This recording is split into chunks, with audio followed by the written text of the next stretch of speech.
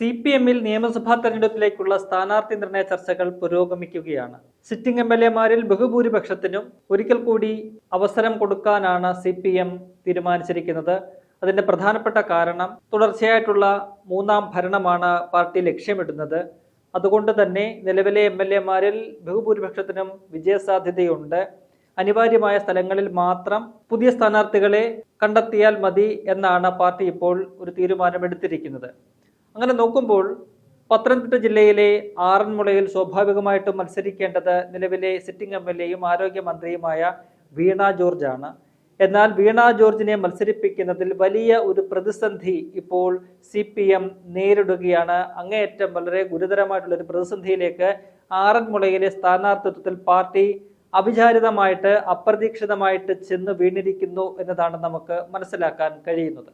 വീണ George 2016 രാഷ്ട്രീയത്തിലേക്ക് ഇറങ്ങുന്നത്. അതുവരെ മാധ്യമ മേഖലയിൽ തിളങ്ങി നിന്നിരുന്ന ഒരു മാധ്യമ പ്രവർത്തകയായിരുന്നു വീണ ജോർജ്. എന്നാൽ 2016 ഭരണം പിടിക്കുക എന്ന ലക്ഷ്യത്തോടു കൂടി CPM പല പ്രമുഖരായിട്ടുള്ളവരെയും ഇത്തരത്തിൽ പരീക്ഷണാടിസ്ഥാനത്തിൽ പല മണ്ഡലങ്ങളിലും സ്ഥാനാർത്ഥികളെ നിർത്തി മത്സരിപ്പിച്ചിരുന്നു. അങ്ങനെയാണ് ഇടതുപക്ഷത്തോടൊപ്പം ചേർന്ന് നിൽക്കുന്ന CPM-നോടൊപ്പം ഇന്നും ചേർന്ന് നിന്നിരുന്ന വീണ ജോർജിനെ ആറന്മുള എന്ന് പറയുന്ന കോൺഗ്രസിന്റെ സിറ്റിംഗ് മണ്ഡലം പിടിച്ചെടുക്കാനായിട്ട് നിയോഗിക്കുന്നത്.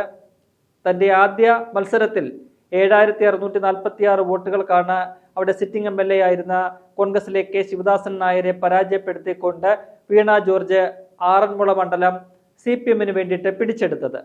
പിന്നീട് 2021 നിയമസഭാ തെരഞ്ഞെടുപ്പിലും വീണ ജോർജ് തന്നെയായിരുന്നു സ്ഥാനാർത്ഥി. അവിടെ അവർക്ക് വിജയം ആവർത്തിക്കാൻ കഴിഞ്ഞു.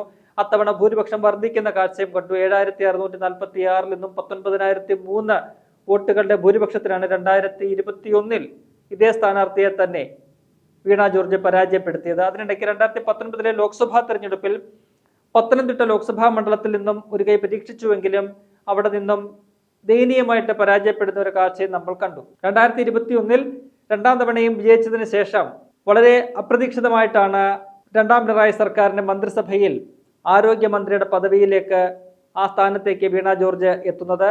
അതിനുശേഷമുള്ള ഈ 5 വർഷ കാലയളവിൽ വളരെയധികം ഗുരുതരമായിട്ടുള്ള വീഴ്ചകൾ ഒക്കെ തന്നെയാണ് ആരോഗ്യവകുപ്പിൽ കണ്ടത്. നിരവധി വിമർശനങ്ങൾ ആരോഗ്യമന്ത്രി നേരിടേണ്ടി വന്നിട്ടുമുണ്ട്.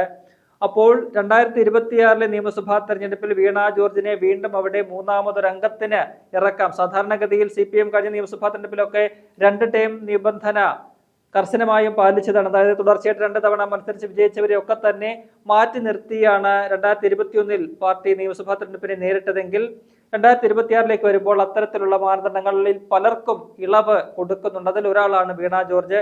തുടർച്ചയായിട്ട് 3ാം തവണയും ആറന്മുളയിൽ വീണ ജോർജിനെ മത്സരിപ്പിക്കാം, ആ മണ്ഡലം നിലനിർത്താം എന്ന് പറഞ്ഞുകൊണ്ട് മത്സരത്തിനൊരുങ്ങാനിരുന്ന CPM-ന് അപ്രതീക്ഷിതമായിട്ടൊരു തിരിച്ചടി ആ വിഷയത്തിൽ നേരിട്ടിരിക്കുകയാണ്. വീണ ജോർജിനെ വരുന്ന നിയമസഭാ തെരഞ്ഞെടുപ്പിൽ മത്സരിപ്പിക്കരുത് എന്ന് ആവശ്യപ്പെട്ടുകൊണ്ട് ഒരാൾ രംഗത്തെത്തിയിരിക്കുന്നു. അത് മറ്റാരുമല്ല, വീണ ജോർജിന്റെ ഭർത്താവായിട്ടുള്ള ജോർജ് ജോസഫാണ് അത്തരമൊരാവശ്യം പാർട്ടി നേതൃത്വത്തിന് മുന്നിൽ വെച്ചിരിക്കുന്നത്. വീണ ജോർജിനെ വരുന്ന നിയമസഭാ തെരഞ്ഞെടുപ്പിൽ സ്ഥാനാർത്ഥിയാക്കരുത്, അവരെ മത്സരരംഗത്തിറക്കരുത് എന്നൊരാവശ്യമാണ് ഭർത്താവ് മുന്നിലോട്ട് വെച്ചിരിക്കുന്നത്. അത് ഏരിയ തലത്തിലും ജില്ലാ തലത്തിലും സംസ്ഥാന തലത്തിലുമുള്ള പല പ്രമുഖ നേതാക്കളോടും നേരിട്ടും ടെലിഫോൺ മുഖേനയും അദ്ദേഹം ഇക്കാര്യം ആവശ്യപ്പെട്ടിട്ടുണ്ട്. ഇന്നലെ CPM-ന്റെ സംസ്ഥാന സമിതി യോഗം നടന്നിരുന്നു. ആ യോഗത്തിൽ ഇക്കാര്യം ചർച്ചയായി. ആ യോഗത്തിൽ ഇക്കാര്യം ഉന്നയിച്ചത് കേന്ദ്ര കമ്മിറ്റി അംഗവും സംസ്ഥാന കമ്മിറ്റി അംഗവുമായിട്ടുള്ള മുൻ മന്ത്രി കൂടിയായിട്ടുള്ള TM തോമസ് ഐസക് ആണ്. അദ്ദേഹം സ്വാഭാവികമായിട്ടും ഇക്കാര്യം അറിഞ്ഞിട്ടുണ്ട്. അദ്ദേഹം ഈ വിഷയം സംസ്ഥാന കമ്മിറ്റി യോഗത്തിൽ ഉന്നയിച്ചു. ആ വിഷയം പ്രാഥമികമായിട്ട് ചർച്ച ചെയ്തു. ഒരു തീരുമാനത്തിലേക്ക് എത്തിയിട്ടില്ല. ഇനിയിപ്പോൾ പറയുന്ന പോലെ ഈ വീണ ജോർജിനോടും ജോർജ് ജോസഫിനോടും സംസാരിച്ച് അവരുടെ അഭിപ്രായം അറിഞ്ഞ ശേഷമാകും പാർട്ടിക്കാര്യത്തിൻ്റെ ഒരു തീരുമാനം എടുക്കുക. എന്തായാലും ജോർജ് ജോസഫ് പറയുന്നത് കുടുംബപരമായിട്ടുള്ള പല പ്രശ്നങ്ങളുമുണ്ട്, അതുകൊണ്ട് ഇത്തവണ മത്സരിപ്പിക്കുന്നതിൽ തനിക്ക് താല്പര്യമില്ല, മത്സരിപ്പിക്കരുത്, അത്തരമൊരു തീരുമാനത്തിലേക്ക് പാർട്ടി പോകരുത് എന്നൊരാവശ്യമാണ് ജോർജ് ജോസഫ് ഉന്നയിക്കുന്നത്. അദ്ദേഹം മുൻ ഓർത്തഡോക്സ് സഭയുടെ സെക്രട്ടറി സ്ഥാനം വഹിച്ചിരുന്ന വ്യക്തി കൂടിയാണ്. എന്തായാലും ഇത്തരമൊരു നിലപാട് സ്വന്തം ഭർത്താവിൽ നിന്ന് തന്നെ ഇത്തരമൊരു തീരുമാനം വന്നത് പാർട്ടി നേതൃത്വം മംഗലാപ്പോടെ ആശ്ചര്യത്തോടു കൂടിയാണ് കാണുന്നത്. എന്താണ് അതിന്റെ പിന്നിലുള്ള കാരണം എന്ന് പാർട്ടി നേതൃത്വം തല പുകയ്ക്കുകയാണ് ചെയ്യുന്നത്. ഭർത്താവിന്റെ ആ ഒരു ആവശ്യം മറികടന്നുകൊണ്ട് വീണ ജോർജിനെ മത്സരിപ്പിക്കണമോ എന്നതുപോലും പാർട്ടിയിൽ ഇപ്പോൾ ഉയരുന്ന ഒരു ചോദ്യമാണ്. അതോ ഇനിയിപ്പോൾ പാർട്ടി നേതൃത്വം നിർബന്ധിച്ചാൽ ഭർത്താവ് അത്തരമൊരു ആവശ്യത്തിൽ നിന്ന് പിന്മാറി വീണ്ടും മത്സരിക്കാനുള്ള ഒരു അനുമതി കൊടുക്കുമോ എന്നുള്ളതൊക്കെ തന്നെ വലിയ ചർച്ചയായിട്ട് ഇങ്ങനെ മാറുകയാണ്. എന്തായാലും അതിന്റെ കാര്യം കണ്ടെത്താൻ പാർട്ടി നേതൃത്വത്തിന് കഴിഞ്ഞിട്ടില്ല. അത് വളരെ ഗൗരവമായിട്ട് തന്നെ പാർട്ടി നേതൃത്വം എടുക്കുന്നുണ്ട്. കാരണം സ്വന്തം ഭർത്താവാണ് ഭാര്യയെ മത്സരിപ്പിക്കരുത് എന്നൊരാവശ്യം പാർട്ടി നേതൃത്വത്തിന് മുന്നിലേക്ക് വെക്കുന്നത്. എന്തായാലും സോഷ്യൽ മീഡിയയിൽ ഈ വിഷയം വലിയ രീതിയിൽ ഇതിനോടകം തന്നെ ചർച്ചയായിട്ടുണ്ട്. ഈ വാർത്തകൾക്ക് താഴെ വരുന്ന കമന്റുകളൊക്കെ തന്നെ വളരെ രസകരമായിട്ടുള്ള പല കമന്റുകളും നമുക്ക് കാണാൻ കഴിയുന്നുണ്ട്. വീണ ജോർജിന്റെ അഭിനയമാണ് ഏറ്റവും ഒടുവിൽ കണ്ണൂർ റെയിൽവേ സ്റ്റേഷനിൽ വെച്ച് നടന്ന അഭിനയമാണ് അത്തരം ഒരു തീരുമാനത്തിലേക്ക് ഭർത്താവിനെ എത്തിക്കുന്നതിൽ പ്രേരിപ്പിച്ചത് എന്നാണ് പലരും ചൂണ്ടിക്കാട്ടുന്നത്. ഒപ്പം തന്നെ കഴിഞ്ഞ 5 വർഷത്തെ ആരോഗ്യ വകുപ്പിന്റെ കെടുകാര്യസ്ഥത, പിടിപ്പുകേട്, ആരോഗ്യ വകുപ്പ് അങ്ങേയറ്റം കുത്തഴിഞ്ഞ അവസ്ഥയിലേക്ക് പോയതും ഒക്കെ തന്നെ പലരും ചൂണ്ടിക്കാട്ടുന്നുണ്ട്. മന്ത്രി, സ്വന്തം ഭാര്യയായിട്ടുള്ള മന്ത്രി, അവരുടെ ആ മന്ത്രിസ്ഥാനത്ത് തിളങ്ങുന്നില്ല എന്നുള്ളത് ഭർത്താവിന് സ്വയം തിരിച്ചറിയാൻ കഴിയുന്നുണ്ട്. അതുകൊണ്ടായിരിക്കും ഭർത്താവ് തന്നെ അത്തരമൊരു ആവശ്യം മുന്നോട്ട് വെച്ചത്. അല്ലെങ്കിൽ ചിലർ ചൂണ്ടിക്കാട്ടുന്നത് ആറന്മുളയിൽ വീണ്ടും നിന്ന് കഴിഞ്ഞാൽ ദയനീയമായ പരാജയം വീണ ജോർജിനെ കാത്തിരിക്കുന്നുണ്ട്. അത് മുൻകൂട്ടി അറിഞ്ഞുകൊണ്ടാണ് ഭർത്താവ് അത്തരമൊരു തീരുമാനമെടുത്തത്. അങ്ങനെ പലതരത്തിലുള്ള കമന്റുകൾ വരുന്നുണ്ട്. അതിലേറിയ കമന്റുകൾ എന്ന് പറയുന്നത് ഈ പറയുന്ന പോലെ കണ്ണൂർ റെയിൽവേ സ്റ്റേഷനിൽ വെച്ച KSU പ്രവർത്തകർ കരിങ്കൊടി കാണിച്ചപ്പോൾ അവർക്ക് ഈ പറയുന്ന പോലെ കഴുത്തിന് പരുക്കുപറ്റി തുടർന്ന് ആശുപത്രിയിൽ അഡ്മിറ്റ് ആവുകയും ഒക്കെ ചെയ്ത് നമ്മൾ കണ്ടതാണ്.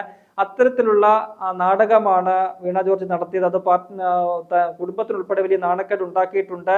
അതുകൊണ്ട് ആ ഒരു കാര്യമാണ് പ്രധാനമായിട്ടും പലരും ചൂണ്ടിക്കാട്ടുന്നത്. അത്തരത്തിൽ നാടകം കളിച്ച ഒരു വ്യക്തിയാണ്.